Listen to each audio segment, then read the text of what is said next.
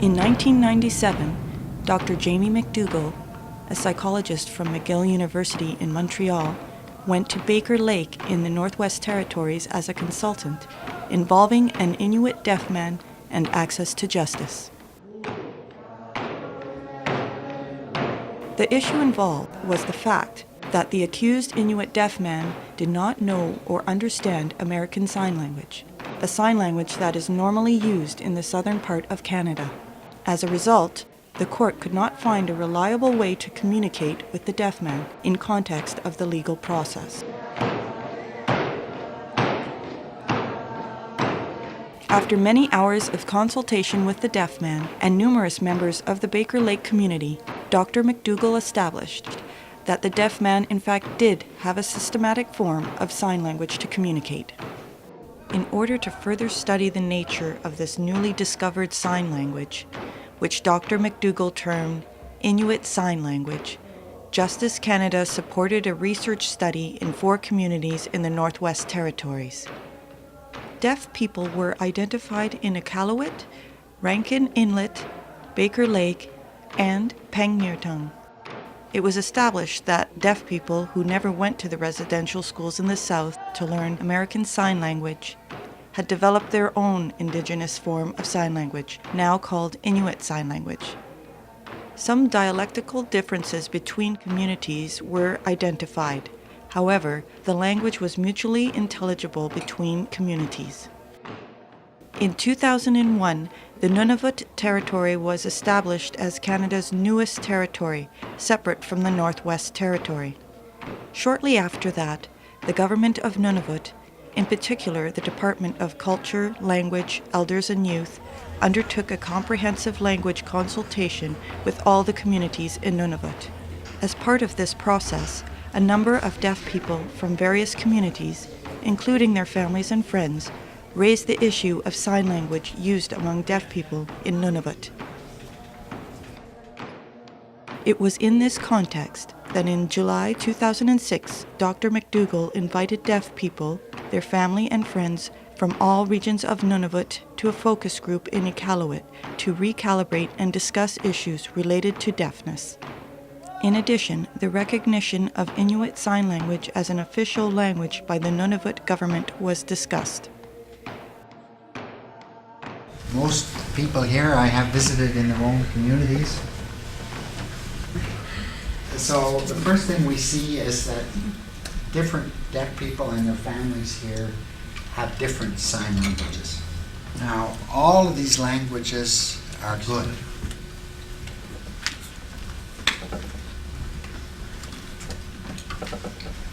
And we're here to learn each other's language, and we want to hear everybody's story. I started when I was 11 years old. I went to school in Edmonton there, and that would have been in 1961 till 68. And when I first got there, I was learning the basics, a lot of the stuff from the students, and it took me a while to learn, I guess about 3 months to learn the basics, the ABCs, like how to fingerspell and stuff like that.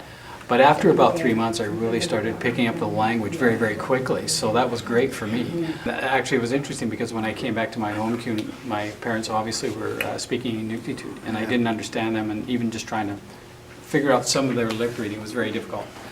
So as a result of that, we actually, right at that time, started creating home signs or signs that were based on Inuit. My suggestion, what I see is that you have at least 2 sign languages here. One is ASL because so many people went south, and then people from the south came up here and taught ASL. So that language has to be protected. That's your sign language, right? So if you go to the hospital or school, you need to have interpreter there trained in your language. Whatever language you're speaking, if it's ASL, that's it, right? So over there, they mainly have a different language, which I started calling Inuit Sign Language. To me, those are the people that did not go down south. It's the same as hearing people maybe who never went south to residential school, never learned English, they only speak Inuktitut, right? Same thing.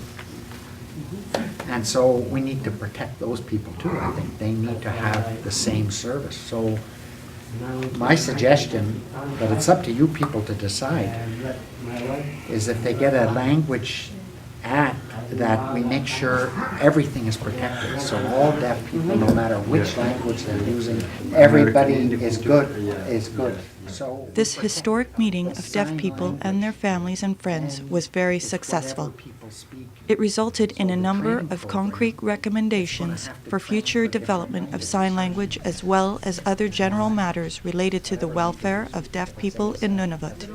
One of the main recommendations was the need to document the Inuit Sign Language and the American Sign Language and their use in the Nunavut territory.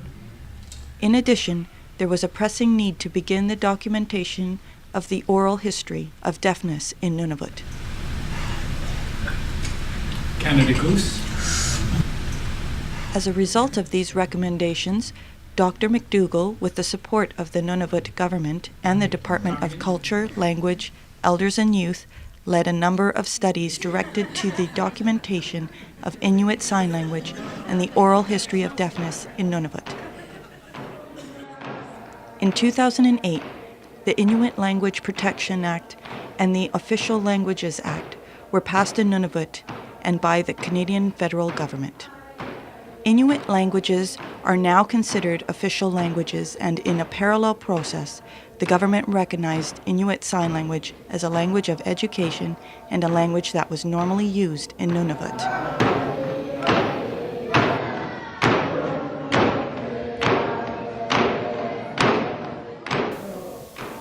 The Premier of Nunavut stated that the government of Nunavut recognizes that the language rights of deaf people, including the right to sign language, was protected by Section 15, the Equality section of the Canadian Charter of Rights and Freedoms.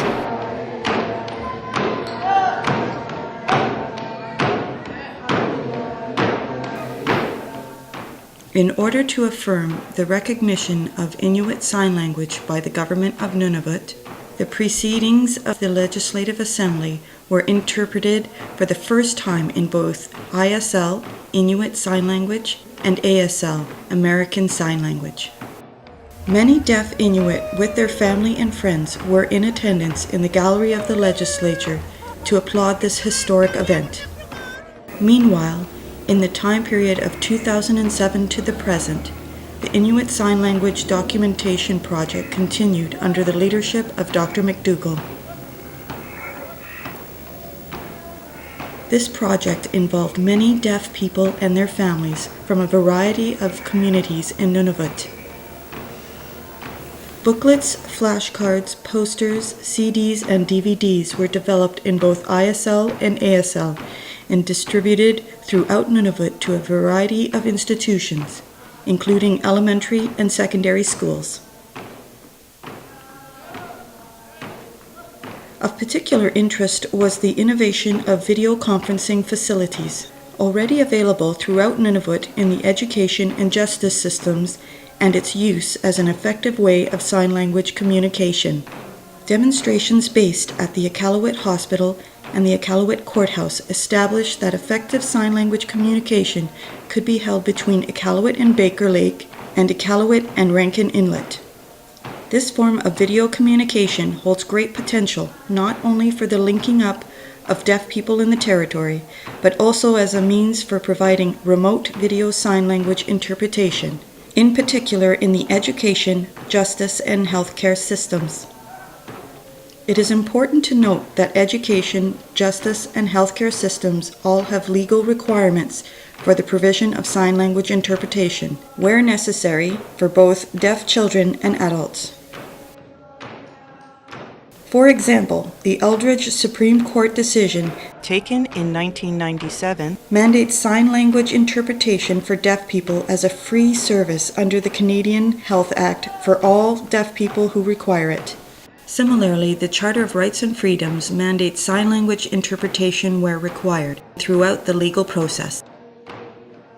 The challenge of the future is to capitalize on the documentation and other related work that has been accomplished to further improve the general welfare of deaf people in Canada's newest territory. Dr. McDougall has observed that the Inuit Sign Language has a long and fascinating history which can reveal much about language itself. As well, the history of the integration and acceptance of deaf people in the traditional Inuit society has much to teach us about the full inclusion of deaf people in all aspects of community life.